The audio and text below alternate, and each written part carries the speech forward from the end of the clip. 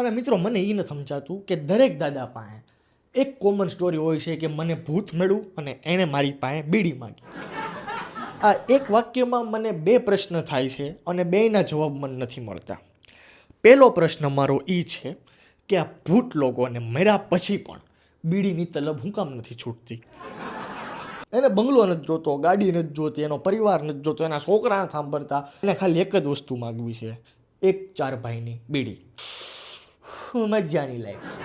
મને ઘણી વાર ઈચ્છા થાય હું ભૂત લોકોને કહું એટલે તમારો બાપ તમે મરી ગયા પછી તમે બીડીઓ વાંહે જૂજો છો, એક બીડી વાંહે રૂપિયાની મળે આવ એની હાટું ભટકવાનું, કે કામ ધંધી ના કરો, મોક્ષ બોક્સનું વિચારો કે કેમ નવો જન્મ લઈને બીજાને જજવી. અને સાચી મજા તો જીવતા જ જજવામાં. આ તો તમારી રાત પાળી કહેવાય કે રાતે કોઈક બકરો મળે ને તમે એને ગોધી બીડીયું પીવો, બરાબર? એટલે કંઈક કામ ધંધી ન કરો, કંઈક મોક્ષનું વિચારો. આ બધા હવે તમારા ભવાડા બંધ કરી ગયો. ભૂતે મને કહેતું હોય તું ડોફા જાજુ નથી બોલતો. મેં તું હા લાગે છે તો એવું કે મારે જાજુ બોલાઈ ગયું, માફી માંગ. મેં તું જવા દો ને જેવું ના માફી માંગ, અમારા ભૂત સમાજની લાગણી તું પાણી છે. આ ફિલ્ડમાં છે ને માફીની તૈયારી રાખીને જવાનું. આજ નહીં તો કાલ માગવી તો પડશે. કોઈ દી તમે એવું સાંભળ્યું કે ભૂતે તાનસેન માગી, માવો માગ્યો? કોઈ દી ક્યાં એવું સાંભળ્યું નહીં. એક બીડી આજની રાત તો નીકળી ગઈ, હવે કાલ કોઈક બીજો બકરો ગોચ્યો, બરોબર? આ એક છે મારો એક પ્રશ્ન. અને બીજો પ્રશ્ન દાદા લોકોને કે તમારા સમયમાં તો લોકો 5-6 વાગ્યામાં જમી કાઢવીને બુહાડીઓ વાળીને સૂઈ જતા, બરોબર? તો તમે રાતના 12-1 વાગે શું કામ આટા ઠોકો છો? ભૂત તમારી પાસે શું કામ બીડી માગે? આટલું મોટું વિશ્વ છે, ઘણા લોકો છે, તમારી પાસે શું કામ બીડી માગવા આવે? અને ચાલો તમારી પાસે બીડી માગી છે, તમારી પાસેથી બીડી નીકળે છે શું કામ? તમે શું કામ બીડી લઈને આટા ઠોકો છો? ભૂત તો બીડી માગવાનું, તમે શું કામ બીડી લઈને આટા ઠોકો છો? બરોબર? તમે સિરિયલોમાં, ફિલ્મમાં ને વાતોમાં બધે જોયું જ હશે કે ભૂત કોઈ દી આમ સામું ન ઊભું રહી જાય તમારી, ભૂ એમ ન કરે. એ પહેલાં બિલ્ડઅપ લે, પહેલાં આખી હવા નીકળે, પછી વાવાઝોડા જેવું આવે, પછી એના બધા દાડિયા કામ કરવાના ચાલુ થાય. એના દાડિયામાં કોણ કોણ ખબર?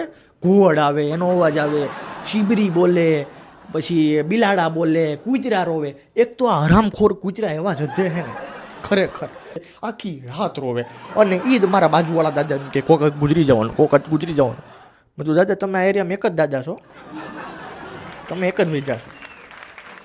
ના કે કોક કૂતરા રોવે, એને કે બધું દેખાતું હોય, કે એને તો ભૂત પિશાચ બધું દેખાય, એને પિશાચ તો ચોખ્ખા દેખાય એમ. દાદા એને પિશાચ નથી દેખાતા, એને બાજુની કોલોનીવાળી કૂતરી આવીને જે તમારા ગેટે જે પેશાબ કર્યો છે એ કૂતરાને દેખાય છે. ટૂંકમાં ભૂત કોઈથી ડાયરેક્ટ ન આવે તમારી સામે, એ પહેલાં બિલ્ડઅપ લે આખું અને પછી ભૂત આવે.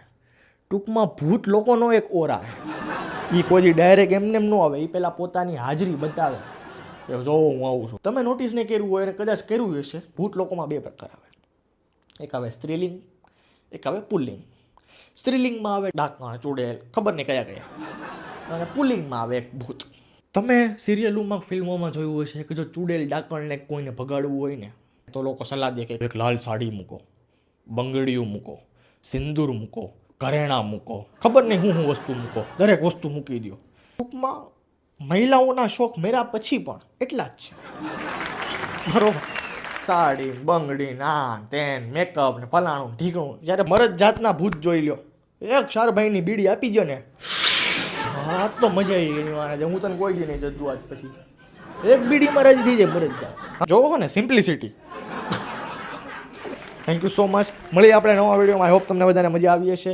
C you in the next one. Thank you so much.